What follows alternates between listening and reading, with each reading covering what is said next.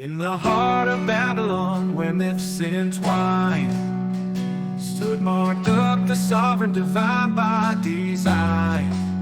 He split Tiamat's waters with courage unconfined, forged the cosmos and earth with a vision aligned. Hail Marduk, exalted Marduk, throned above the sky's vast curve, with your scepter of justice and arcane verve. Esquire stands, your eternal might preserve, a lighthouse for souls never to swerve. Marduk, oh Marduk, king of the gods above, with justice and magic you brought order to love. Your temple is Esquire, beacon of light, guiding your people through the dark of night. Bearer of the tablet where destinies are penned, Marduk the sage, on whom all lives depend. With the caduceus and grain, life you extend. In the Enūma, Eliš, your saga we commend. Hail Marduk, exalted Marduk, throned above the sky's vast curve, with your scepter of justice and arcane verve. Esquire stands, your eternal might preserve, a lighthouse for souls never to swerve. Marduk, oh Marduk, king of the gods above, with justice and magic you brought order to love. Your temple is Esquire, beacon of light, guiding your people through the dark of night. Mashushu by your side, your fierce companion true, together you ascend in the celestial blue. Enūma's throne you claim, with a destiny anew. Enki's wisdom your guide through and through. As patron deity of Babylon's great walls, your people revere you through joy and through falls.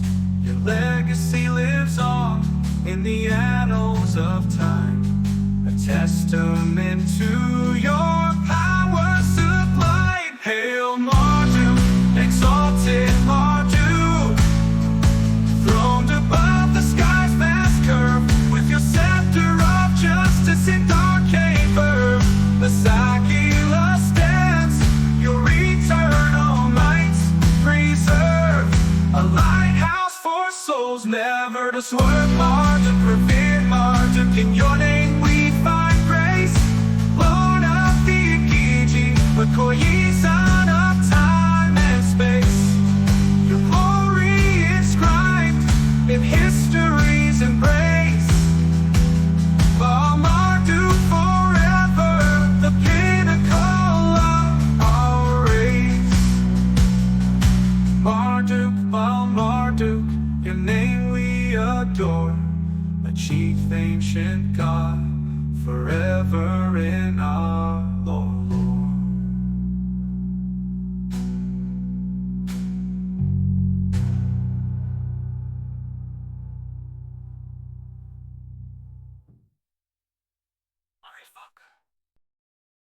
Welcome to the Deep Dive, your shortcut to being truly well-informed. Today, we're not just reading history, we're actually trying to uncover some ancient secrets, the kind that literally shaped a whole civilization. That's right. We're diving deep into the Enūma Eliš, often called the 7 Tablets of Creation. Mm-hmm. So our mission for this deep dive is to pull out the most, fascinating, maybe surprising bits from this really foundational ancient Near Eastern text. It's the only complete surviving account of its kind, apparently. It is. Pretty remarkable.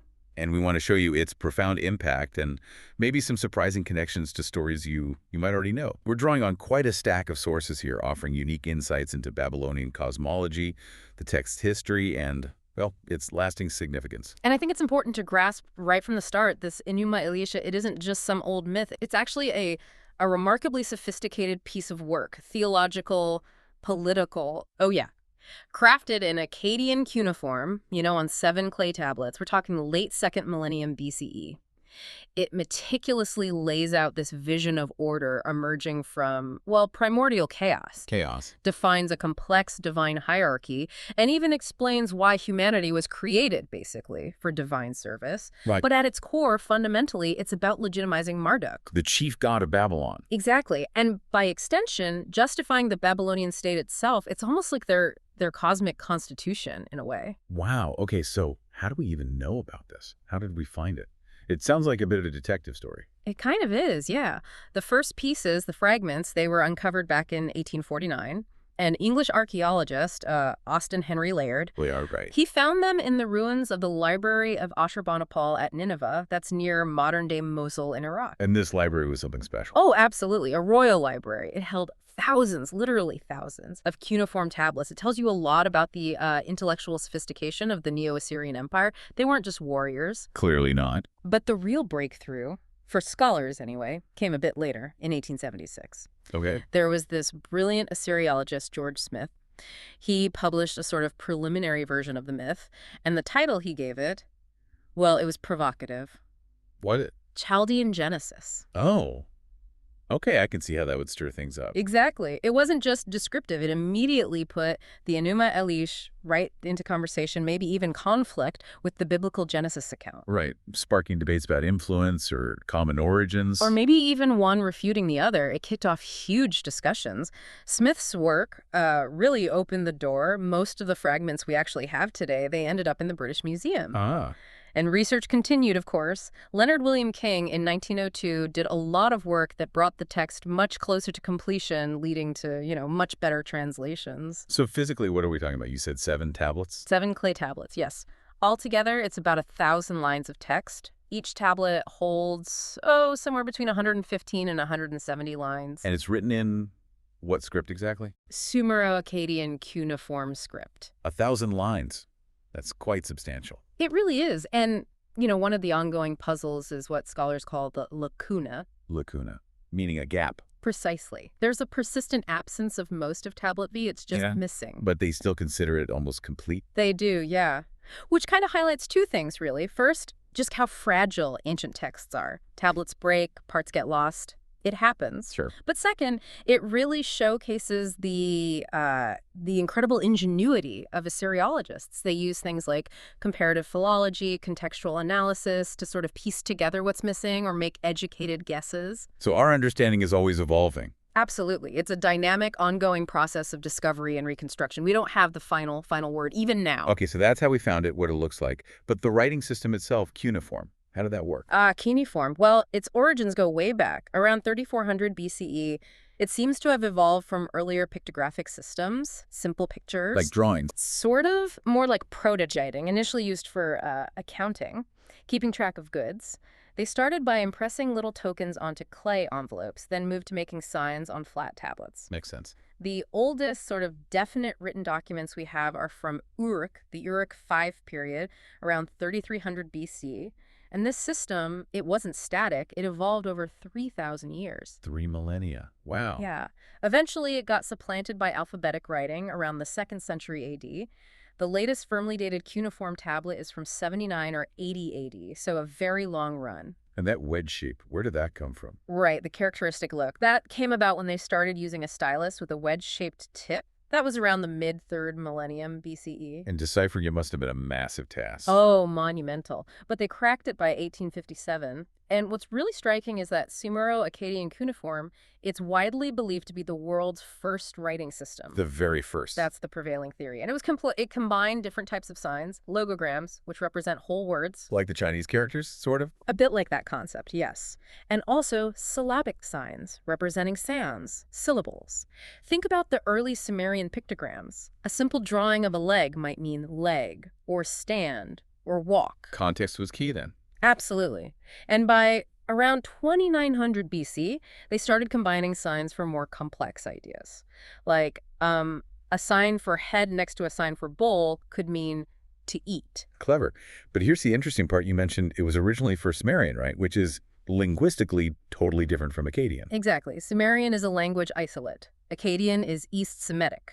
Very different structures. So how did Akkadian scribes make it work? How did they adapt it? Well, they kept some of the logogram signs for common concepts like god or temple, but mostly they adapted it to become predominantly syllabic for writing Akkadian. So a sign could mean different things. Precisely. Take the sign AN. It could still be used as a logogram for god, or specifically the god Anu, Yeah. but it could also just represent the syllable sound and. Complicated. It required a lot of skill from the scribes. They also used something called determinatives. These were signs that usually weren't pronounced, but acted like silent flags. Like fly. Yeah, to indicate the semantic class of the word that followed, like, this next word is a god's name, or this object is made of wood. It helped to reduce ambiguity. And the actual process of writing, you said clay tablets. Wet clay, yeah, and a reed stylus. They'd press the wedge tip into the moist clay. Must have been slow work. Initially, maybe, but a really pivotal change happened around 2700 BC. They rotated the writing direction. Rotated it. Yeah, by 90 degrees anti-clockwise. So instead of writing in vertical columns, they started writing in horizontal lines, left to right, just like we do. Why? Made it much faster and easier to write on the soft clay without smudging what you'd just written. Makes practical sense. And these tablets could last. Well, if they wanted a permanent record, they could fire the tablet in a kiln, like pottery. But actually, many of the tablets we have survived because they were accidentally baked hard during fires that destroyed the buildings they were in. An accidental preservation. Exactly, a silver lining to ancient catastrophes. Okay, but you mentioned Akkadian is Semitic. Right. Our sources suggest cuneiform was actually, quote, unsuited to Akkadian. What were the problems? Yeah, that's a fair assessment. Phonetically, it was a bit like trying to fit a square peg in a round hole. How so? Cuneiform just wasn't designed to represent certain sounds that are really crucial in Semitic languages. Think of glottal stops or pharyngeal sounds, emphatic consonants. Cuneiform didn't have easy, consistent ways to write those. Oh. And the whole syllabary system itself, well, it was often clumsy for languages like Akkadian that are built on these three-consonant roots, the triconsonantal root system. A syllabic script isn't ideal for that structure. There wasn't always a one-to-one match between sound and sign either. The same syllable, say sha, could be written with different signs in the same text. That sounds incredibly difficult to read, let alone write. It required expertise. But here's the fascinating thing. Despite these, let's call them flaws or limitations, Akkadian written in cuneiform thrived. Great. Absolutely. It actually makes up the, quote, bulk of the cuneiform record, thousands upon thousands of texts. So how did they manage? It just shows you have two main figures. Apsu, who represents the sweet, fresh waters, maybe underground aquifers, and Tiamat, the personification of the salty, chaotic sea. The primordial parent. And in a sense, yes. From their mingling, successive generations of gods start to emerge. Lamu and Lahamu, then Anshar and Kishar, then Anu the sky god, and finally Ea, also called Nudimmud, the god of wisdom and fresh water. So the cosmos is getting populated. It is, but these younger gods, they're noisy, boisterous. They disturb the older Apsu. He gets annoyed, basically, and plots with his advisor Mumu to destroy them. Oh, cosmic infanticide. Pretty much the plan. But Ea, being the god of wisdom, finds out. He casts a spell on Apsu, puts him to sleep, kills him, and then builds his own dwelling, his temple, right on top of Apsu's body. Wow, okay, so Ea wins round one. Decisively. And it's within this dwelling, on the vanquished Apsu, that Ea and his consort Damkina conceive and give birth to the hero of the story. Marduk. Yeah, here he is. And Marduk is depicted as exceptional from birth. Radiant, powerful, his splendor surpasses all the other gods. His grandfather Anu creates the four winds for him to play with, which further stirs things up. And Tiamat Muk. Yeah. How does she react to Apsu's death? She is furious. Initially, she seems calm, but other gods stir her up, basically saying, you can't let Ea get away with this. So Tiamat prepares for war. She creates this host of 11 terrifying monsters, giant serpents, scorpion men, raging hounds. A monster army? Exactly. And she elevates one god, Kingu, making him her new consort and the commander of her army. Crucially, she gives Kingi the Tablet of Destinies. The Tablet of Destinies, what's that? It's essentially a badge of supreme authority. Holding it grants unchallengeable power over the cosmos, over fate itself. So Kingu is now seemingly the most powerful being. Tablet 1 ends with Tiamat fully armed and ready for war. Okay, so the stage is set for a massive conflict. What happens in tablets 2 to 4? Right. Tablets 2 through 4 are all about this cosmic battle. First, Ea learns about Tiamat's preparations and informs Anshar, the elder god. Anshar is distressed. He sends Anu to try and pacify Tiamat, but Anu is intimidated by her power and fails. So diplomacy is out. Completely. Anshar is desperate. He eventually proposes that Marduk, Ea's son, should be their champion. The newcomer. The powerful newcomer, yes. Marduk agrees, but he lays down a crucial condition, a momentous one. Which is? If he defeats Tiamat, he must be proclaimed supreme god, king of the gods, with absolute authority over everyone and everything. A high price. A very high price. There's some deliberation, maybe even distress among the older gods. That's tablets 2 and 3. But eventually they agree. They hold a grand banquet, get drunk, formally grant Marduk the kingship, and test his powers. How do they test him? They set up a constellation or a garment, and he has to destroy it and recreate it with just his words, which he does. This proves his divine authority. So he's confirmed as leader. He is. He's enthroned, hailed as king, and then armed for battle. He gets a bow, a quiver full of arrows, a mace, lightning bolts. He gathers the 4 winds. He's ready. The showdown. The climax. It's in Tablet 4. Marduk confronts Tiamat. He challenges her to single combat. He uses a net to trap her, then drives the evil wind into her, distending her body. And while she's incapacitated, he shoots an arrow that pierces her heart, killing her. Just like that. The decisive blow. After defeating Tiamat, he captures her monstrous allies, chains them up, takes the Tablet of Destinies from Kingu, and imprisons him too. Victory is total. Wow. So Tiamat, the chaos monster, is defeated. What does Marduk do with her body? That must be where creation comes in. Exactly. Tablets 4 and 5 shift from battle to creation. Marduk deals with Tiamat's corpse. He smashes her head, has the north wind carry her blood away. It's quite graphic. That sounds it. Then, the really crucial act, he splits her massive body in 2, like a shellfish. Like a shellfish. Okay. One half he uses to create the roof of the sky. He sets up guards to make sure her waters don't escape. He establishes the great celestial palaces or stations for the major gods, Anu and Lil and Ea. So the heavens are made from half of Tiamat. Correct, and the lower half. Yeah. That becomes the earth. He heaps up mountains from her head, pierces her eyes to create the sources of the Tigris and Euphrates rivers. Her breasts become mountains. The whole world is made from her. Essentially, yes. He organizes the cosmos. He sets up the constellations, using them to determine the length of the year. He establishes the cycles of night and day, creates the moon to mark the months, forms clouds, wind, rain, all the elements of the natural world. A very hands-on creation. Very hands-on. He then gives the Tablet of Destinies he won from Kingu to Anu, his grandfather, perhaps as a sign of respect or confirming the new order. And finally, he sets up statues of Tiamat's 11 monstrous creatures at the gate of Apsu, his father's domain, as trophies. Constant reminders of his victory. So the universe is ordered. The gods have their places.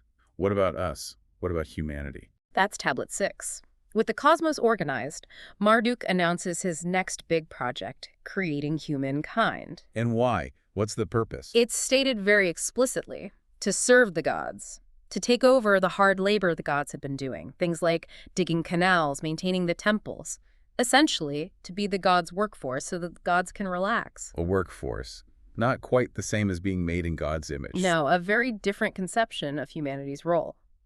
Ea, clever as always, suggests that one of the gods should be sacrificed to provide the raw material. The Ejigi, the heavenly gods who had supported Tiamat, are consulted, and they finger Kingu, Tiamat's former general. The one with the Tablet of Destinies. The very same. So Kingu is executed, and from his blood, mixed with clay perhaps, Ea fashions humanity, destined, as the text says, for the service of the deities. So we're made for the blood of a rebel god. According to this story, yes. After creating humans, Marduk divides the gods into 2 groups. 300 in the heavens, the Anunnaki, often associated with the Igihi here, and 300 on Earth. Though some versions give 600 on Earth, the numbers vary slightly. Then, the grateful gods propose building a magnificent shrine for Marduk, a place for him to rest and preside. This leads to the command to build Babylon itself, and specifically the Isagila, Marduk's great temple complex within the city. So the founding of Babylon is part of this cosmic story. Absolutely central. And at the end of Tablet 6, the gods start bestowing names or titles upon Marduk, acknowledging his deeds. He receives his first 9 names here. 9 names? I thought there were 50. There are. That comes next. Tablets 6 and 7 really culminate in Marduk's apotheosis, his elevation to supreme divinity. Tablet 7 is almost entirely dedicated to reciting the remaining 41 names of Marduk, bringing the total to 50. 50 names. Is that number significant? Hugely significant, Yeah. because the number 50 traditionally belonged to Enlil, the god who used to be head of the Mesopotamian pantheon before Marduk's rise. So Marduk is taking over Enlil's position. Exactly. By receiving these 50 names, each representing a different aspect of power or a function previously held by other gods, Marduk essentially absorbs their roles. He becomes the embodiment of all divine power. It signifies his complete, unchallenged supremacy. The epic concludes with a call for humans to remember and recite these names, ensuring Marduk's worship and glory endure. What an incredible story.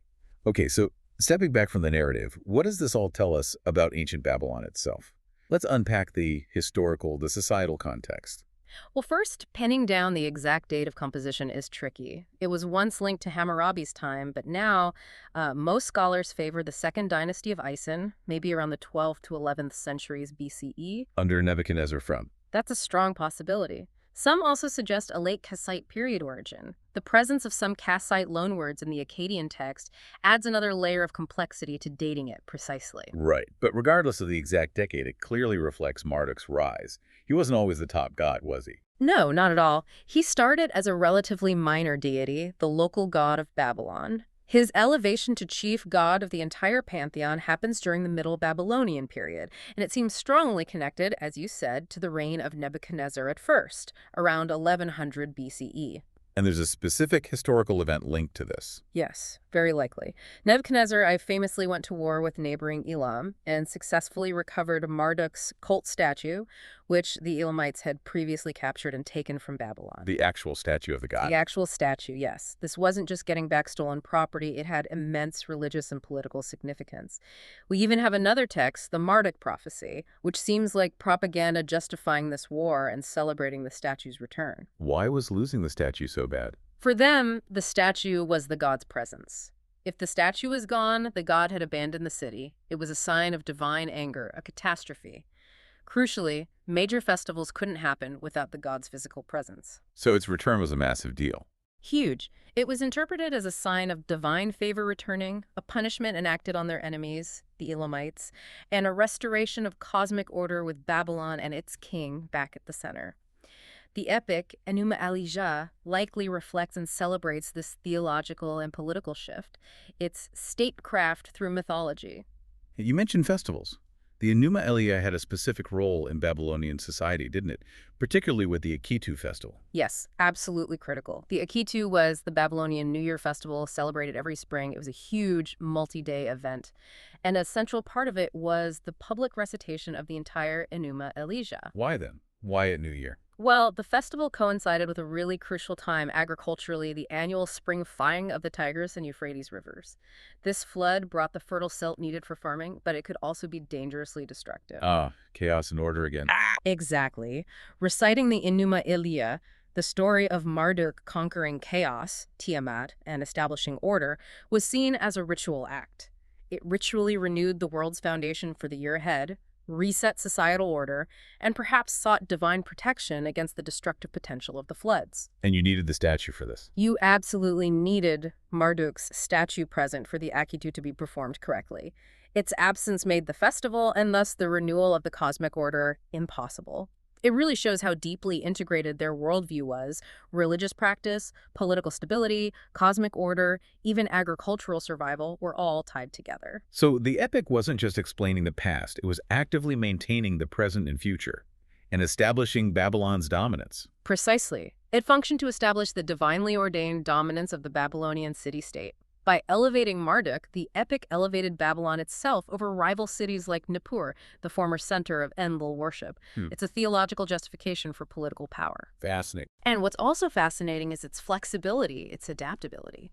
Later on, when the Assyrians became dominant, they sometimes created versions of the Enūma where their national god, Ashur, replaced Marduk as the hero. They just swapped the names. Essentially, yes. Which shows just how potent the underlying structure of the myth was as a tool for political theology and asserting cultural hegemony. You could plug in your own god and claim that cosmic legitimacy. Wow.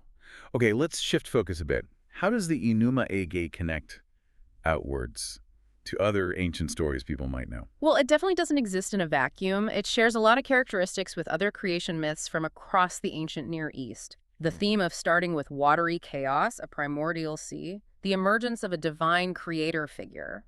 Often there's a conflict between this creator and some antagonistic force representing that chaos, frequently a sea monster. Any specific examples? Sure. Look at the Ugaritic myths from Syria. You have the Baal cycle, where the storm god Baal-Hadad fights Yam, the god of the sea. Similar kind of conflict dynamic. And the Enūma Elish itself clearly drew upon earlier Mesopotamian myths. It wasn't created out of thin air. For instance, the motif of the Tablet of Destinies also appears prominently in the Anzu myth, where the hero god Ninurta battles the monstrous Anzu bird who stole the tablet from Enlil.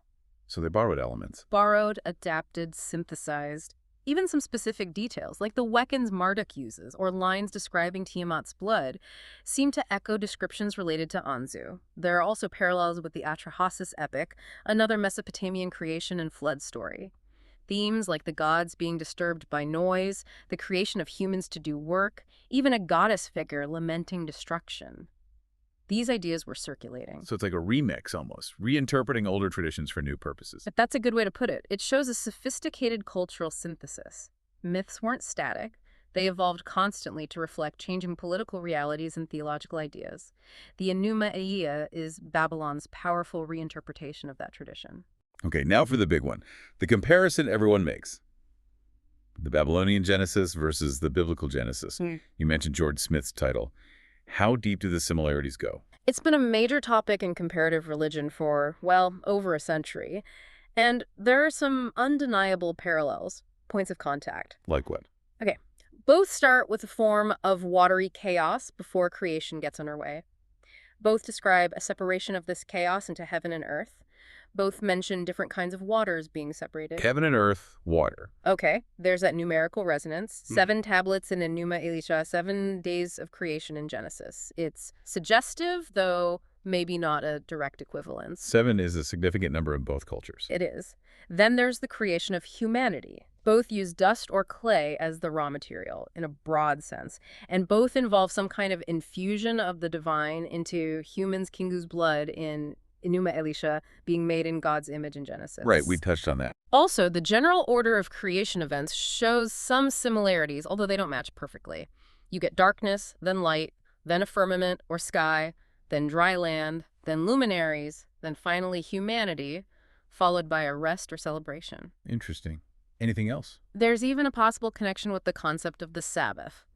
A fragment of the Enūma Elish seems to refer to a day of rest or cessation called Sapatu or Sabatu, though it might have been a monthly observance related to the full moon rather than weekly. Still, the linguistic link is intriguing. Okay, so those are some significant points of contact. But the differences, I assume they're pretty major too. Oh, absolutely. And probably more fundamental. The most obvious is theology.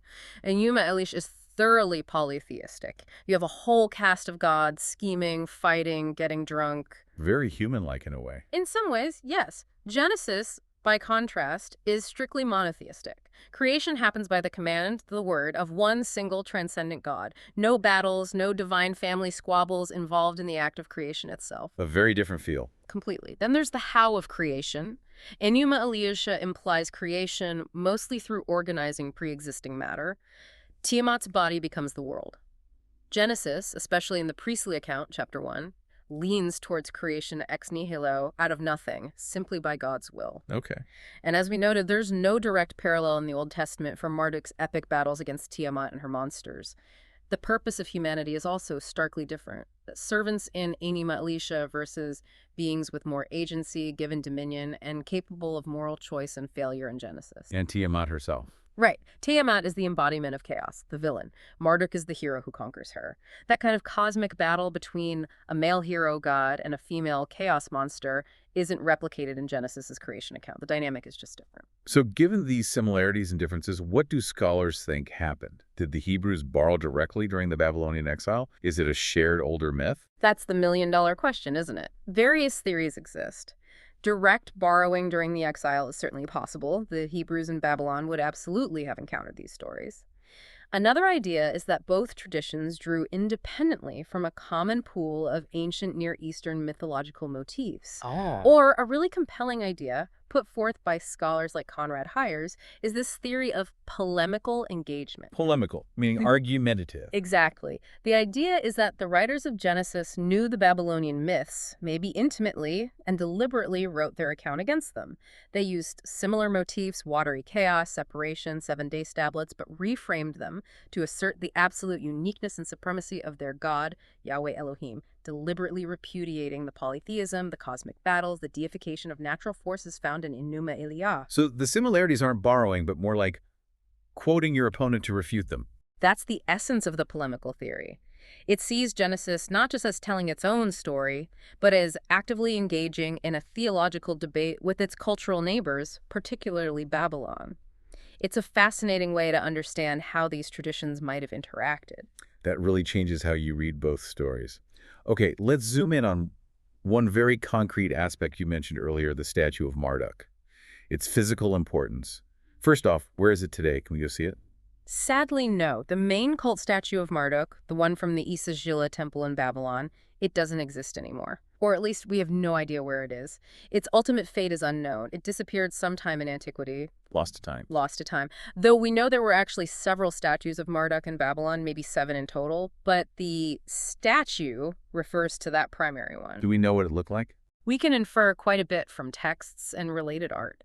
It was almost certainly anthropomorphic, human-shaped, likely had a core made of wood, which was then covered in precious metals, probably gold or silver, adorned with gems, given luxurious robes, maybe wigs, jewelry, and importantly, a horned crown, a symbol of divinity in Mesopotamia. Sounds magnificent. Any other symbols associated with it? Marduk's specific symbol was the maru, often depicted as a triangular spade or hoe, possibly linked to agriculture or creation. And he was strongly associated with that creature on the Ishtar gate, the Mushushu.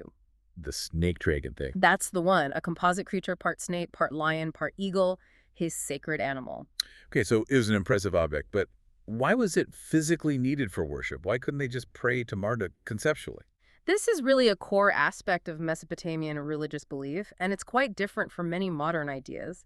They believed that through specific consecration rituals, the most important being the mispia ceremony, which means washing of the mouth. Washing the mouth. Yes, along with an opening of the mouth ritual.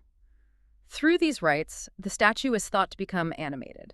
The actual deity, Marduk himself, would literally, physically inhabit the statue. So the statue wasn't just a symbol, it was the god. From their perspective, yes. It became the living embodiment of the god on earth. The temple, the Esagila, was literally his house, his residence, and the statue was the tangible point of contact for humans. So they had to care for it. Oh, absolutely. Daily. It was treated like a living king. Priests would wake it, wash it, dress it in fine garments called lubushtu, offer it elaborate meals twice a day, though the god consumed only the essence. The priests ate the physical food, entertain it with music, escort it to its bedchamber at night. This wasn't just ritual, it was considered humanity's primary duty and destiny to serve the gods in this very direct, physical way. That explains why its presence was so crucial for the Akitu festival. Exactly. You couldn't have the festival without the god being physically present in his statue. Its absence wasn't just inconvenient, it meant the god had left, withdrawn his favor. It caused immense civic and religious turmoil. That's why armies conquering a city would often carry off the main cult statues it was godnapping, a way to demoralize the enemy and symbolically capture their divine power. That's a profound concept. How does this compare to other famous religious artifacts, say the Black Stone in Mecca? Good comparison to draw distinctions.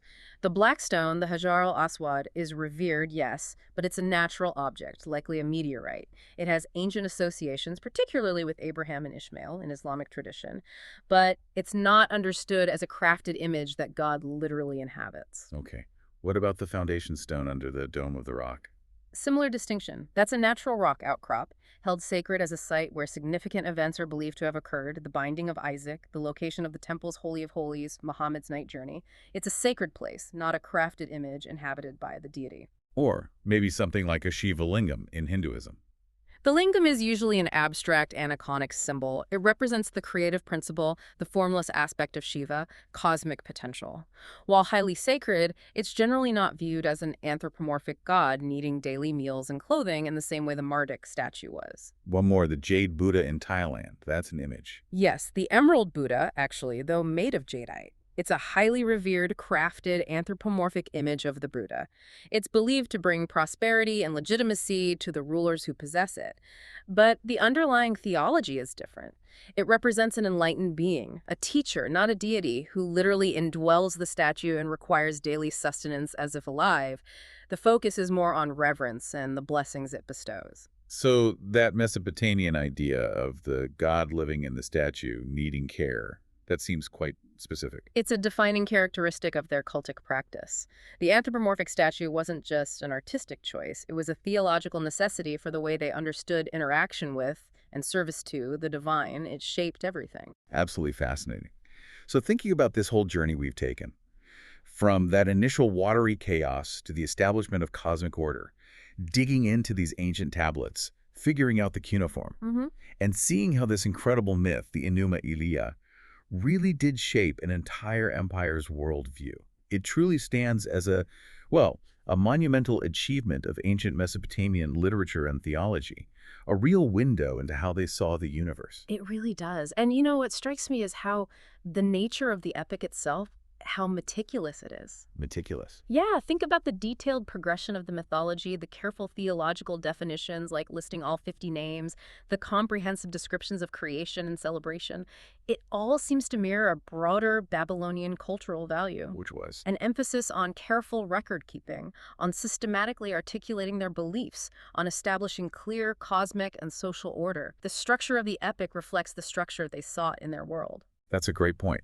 And connecting it all back, it's so clear. The Enūma Elish wasn't just some story they told around the campfire.